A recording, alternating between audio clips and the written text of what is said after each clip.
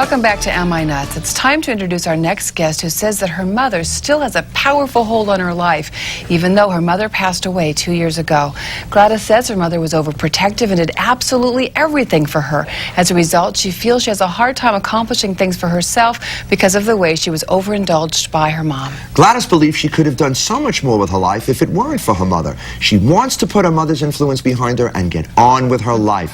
Let's welcome Gladys to Am I Nuts? Good morning. Hi, Gladys. Hi, Cynthia. Nice to have you here. Oh, it's great to be here. Thank you. Tell us what's going on. What's going on now? Yeah. My mother passed away 2 years ago, but it's like she's still there, and I hope she's still there, because my mother was somebody who did everything for me. I mean, everything for me. She's really part of you. Well, we were like merged. And like just before I was in the green room, I misplaced my glasses. 2 minutes they were gone, and I didn't even get up and look for them, hoping that somebody would come in and say, Gladys, here's your glasses. So I make everyone my mother. I see. And I guess it really happened. I was an only child. I'm sorry. Before you hear about that, what has the effect of her death been on you? What kinds of feelings does it produce? God, I was very devastated. Even though I'm angry at her because I feel she did this number on me,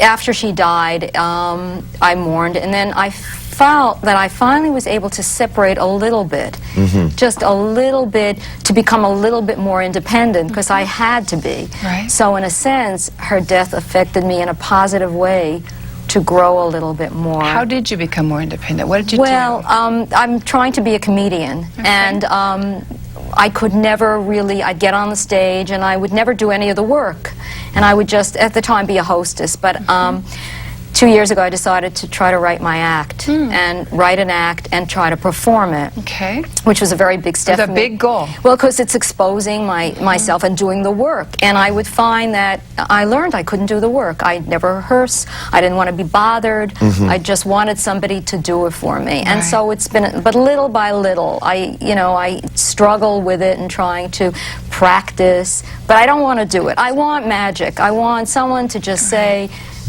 it's going to happen. So in your effort to find independence and autonomy, did you accomplish that one goal? Were you able to follow through and write it and actually perform it? Yes. Oh, you did? I did, yes. Okay. So there are two parts of you. There's one part that says, I want to do the work, I want to be my own person, I want to differentiate and become an individual. But another part says, no, I want someone to come in and say, here are the glasses. Right, absolutely. I want someone to, I just was looking, yesterday I fell in the street about a week ago. And it wasn't killing me, and I was too lazy. I didn't want to be bothered to go to the doctor. So I got up the other day, and my hand was killing me. You know, my mother would have taken care of everything. I see. She would have made sure and called me. She would have taken care of my hands, soaked it, but no mother. Nobody did it. Yesterday I went to have an x-ray of my hands, put the hands down, and I just, in the studio, I looked, my ring is gone. I never bothered. Right, because my mother would have said, do you have your jewelry? Do you have your clothes? Put your sweater on. So throughout your entire life, this is the way she was. How far back does that go? Well, you know, when I say this, people can't believe it, but because I was an only child, and she was very overprotected, so overprotected that I slept in a crib till I was 9. Till you were 9. In a crib till you were 9 and a half. With my mother.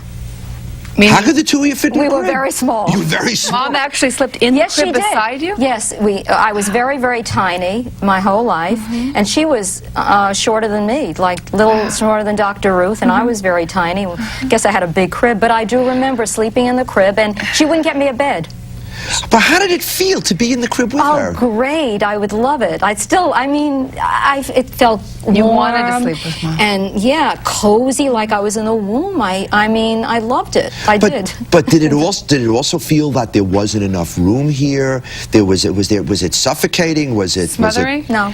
I mean, it might have been, but at the time I liked it. But when I started to get, I remember when I was 9 years old, I wanted a bed. Not because I was embarrassed, you know, and I finally did get a bed. Well, at 9, to say it's about time would be an understatement. The fear of rolling out at 9 is probably not significant.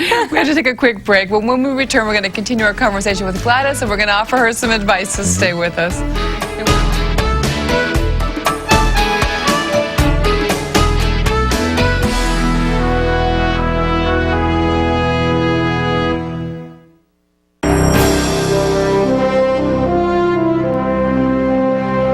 This This program is sponsored by Sprint. Be there now with a local long-distance and cellular provider.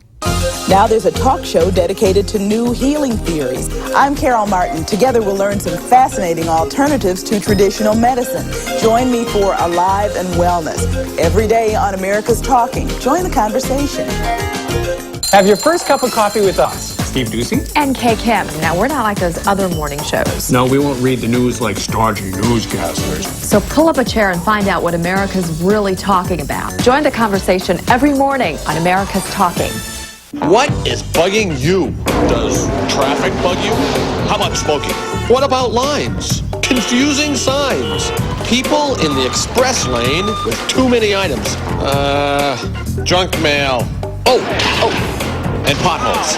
Are you bugged by life's little tortures? I'm Brian O'Connor, and I want you to get it off your chest on Bugged, weeknights on America's Talking. Oh, and join the conversation. Quiet! People who say quiet too loud. Good morning, class. Today, an amazing interactive Sprint technology called distance learning. You know what that means? It means, I saw that, Craig Allen. Thank you. Now a teacher miles away can be there teaching astronomy, aeronautics, Russian, even creative writing, Susan. So, any questions? Is Sprint using asynchronous transfer mode or direct DS3? Class dismissed. Mercy Medical Airlift just approved a sinus headache medicine for flight crews on duty, Sudafed Sinus. Approved because of the way Sudafed Sinus clears up nasal congestion. Approved because of the way it relieves sinus pressure and headache pain. And most importantly, approved because Sudafed Sinus gives you all this relief with no drowsy side effects. Sudafed Sinus. Strong medicine, no drowsiness. Clears you up without slowing you down. With so many different kinds of exercise equipment, why do over 3 million people choose Nordic Trek? Because it delivers the results others can't match. The Nordic Trek cross-country ski machine burns more calories than other exercisers, up to 1,100 per hour. After only 12 weeks of training, the Nordic Trek produced a decrease in body fat. The Nordic Trek lowers blood pressure up to 12% in just 12 weeks. Without medication. In a different study, cholesterol levels were lowered substantially. In a comparative test, Nordic Track produced a 51% more efficient cardiovascular Nordic Track is more of a workout in less time and is easier on the body. Experts agree, Nordic Trek is the best aerobic exercise around. Only Nordic Trek can say that, because only Nordic Trek has the research to prove it. If you're going to invest your time and money in an exerciser, invest in the best, Nordic Trek. 2 major consumer publications rate 4 Nordic Track models the best. Do your own research. Start by calling for our free video and brochure.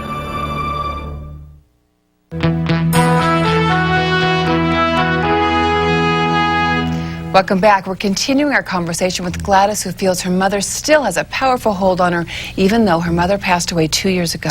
Gladys, you were telling us before that your mother and you slept in a crib till you were 9½. Were there other ways that she tried to keep you an infant?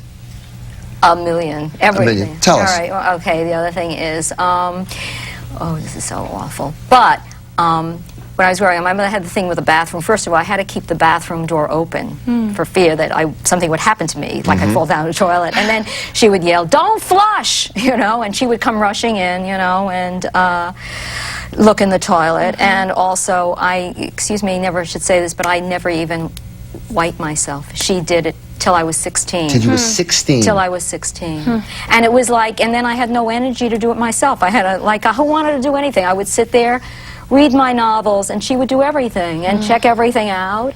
And I resented it. It was saying, oh, I don't want you to do this, but yet I did, because if somebody does, she did everything, so I felt like I didn't want to move. Gladys, I have to ask you a question. I'm sorry, Bernie. You had girlfriends, and you knew that their mothers didn't do this, right? I mean, did you, when you compared, how did that feel? Well, I never discussed it, but in a certain sense, I felt like, it felt like great. I mean, I sort of liked it. Yeah. So you were you felt pampered? I was pampered, and I thought, well, if you don't have to move, it's great, and it's all pleasure. And then, you know, I made my mother scratch my back for hours. I loved to have my back scratched. I mean, to me, just to sit there and be fed. And then, of course, up until then she would, you know, like getting back to the bathroom things, it's like, I mean, recently I looked in the toilet and there was blood, and I never look. And I went to the doctor and he said, "Have you ever looked in the toilet before?" I said, "I never look in the toilet," you know. So she did everything. What did she do with food? Well, up until I was going to college, and I would come home and she would feed me. I asked her, you know, she said, you never eat right, you won't eat your vegetables. I felt like I was 4. And she would feed me as I would be reading the paper. You mean literally she would put the food in your mouth with a... Yes. And till how old?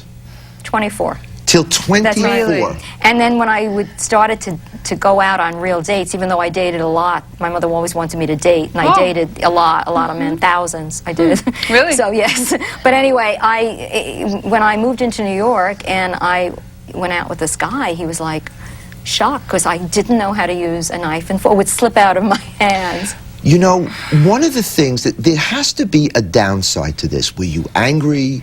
Did you argue with her? Did you always please her? No, I was mean. I was mean to her because I didn't know why. She always said, "Why are you so mean to me? I do everything for you." But I didn't understand. But I felt suffocated, as you said before when you asked. Yes, I felt suffocated and I was very angry at her, so I would be fresh. You know, I had a big mouth, you know, and I would yell at her and be demanding all the time. But I didn't understand it until, I went into therapy. But I realized that I just wanted to be a baby. I wanted to be indulged, and I also wanted to be like a goddess. I was a princess. Goddess, were you everything your mother wanted you to be? Except tall. Tall. Yeah, she wanted you to be taller. That thing you had no control over. I had no control, and I was everything, except she had this thing with height. She was very small, so I could have been perfect if I was just taller. So she took me for growing injections, and she would look at growing injections? Yes. Wow. So she really needed to make you into what she needed. Right. She really, in effect, by infantilizing you, made sure you would be tied to her apron strings forever. Forever. And as a result, and, you know, as a result, when I got married, I found myself calling out for my husband. Instead of calling him by his name, I would call Mommy. Oh. Yeah. And I was looking to make... That'll do wonders for a husband's ego. Not to mention his Yeah, but he called me Mommy, too. See? Oh, he did? Well, he was looking for a mother, too, as I was. So, but my mother, it was like very hard. But the one thing I got from my mother was a performer, and on the Yiddish stage. And so I would perform with her when I was 3 years old, sing and dance. And then when I tried to break away, and I wanted to go to the high school performing arts, she said, "You can't do it. It's too hard for you, and the only way you can perform, you do better when you're with your mother." And I went to performing arts, no mother, collapsed, came home and couldn't do it. Couldn't perform, frightened. Be frightened of being different from your mother, frightened of not giving her what she needed, frightened of not being her alter ego, frightened of not being the dependent child. The sequence is, mother takes care of me like I'm an infant, doesn't let me grow up. I feel anger, I feel resentment, but I have no control over it, and so I literally have to give her what she needs. But if I give her what she needs and I become who she wants me to be, I lose myself. Right. I am behind the rock and a hard place. Yes. It's very hard not to go against your mother. I mean, because, you know, especially I'm an only child. She's all I ever had. So I was always frightened, you know. But I felt I had unconditional love. I felt she loved me. That was her only way. No, I'm sorry. No? Conditional love. Conditional love. If you had been resistant, she's very good. The minute you were autonomous, if you had resisted, if you were angry, if you wanted to go your own way, she was not good. She was, I mean, at some level she did love you, I'm sure, but the reaction was really very bad. To this day, you are hooked into her mentally. To this day, when you try to get ahead in certain ways, the part of you that says, I can't be bothered, that's the part of your mother who's wiping you know what. That's the part of your mother who's feeding you. That's the part that says, no, you're not allowed to be a separate person. That is the part that slowly and gradually has to be broken. You have to finish that book or climb that mountain or whatever it is you want. You're afraid of the collapse that you had when you were in the High School of Performing Arts. If you get there gradually, you'll make it. You'll do okay. Gladys, your case is so dramatic. I've never heard of any mother as much as your mother doing things for you. But I caution parents all the time. I see parents anticipating their child's needs and trying to be there with the tissue before the kid sneezes and these things. And I explain to them, you're doing them such a disservice. They will never find a spouse who will take the same care of them. They're destined to a life of unhappiness. Now, you've already been dealt these cards, but what you can do is begin doing what you started to do in Mom after the grieving process, is experiment with autonomy. Give yourself smaller projects, though. Maybe it's not completing the book and getting it published, but maybe it's finishing a chapter. In small steps, give yourself projects that you can finish and feel very, very good about it, and then give yourself some positive reinforcement. Hey, I did this, and I did it by myself. Yes, my mother's loving influence is a part of me, but I did this by myself. And build on those autonomous projects until you can expand it into your everyday life, or you will not find that happiness that you deserve. I agree. That's very good. Now, Thank this you. is a toughie. In relationships with men, one part of you will say, indulge me, bring me the French toast. The other part of you is going to have to say, I'm going to get out of bed. Oh, look at that. And I'm going to do it myself.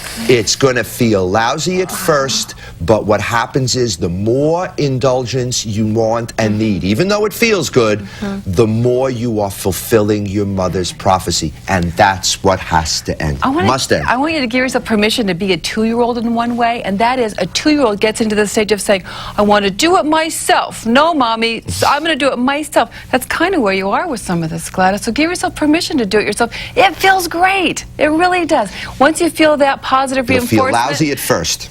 That's true. But then it will feel great. And I think that will help reinforce it and help you expand it. Thanks so much for sharing your story. Input. That's very thanks good. so much for coming on. Stay right where you are. We'll be back with more of Am I Nuts in just a moment. Stay with us.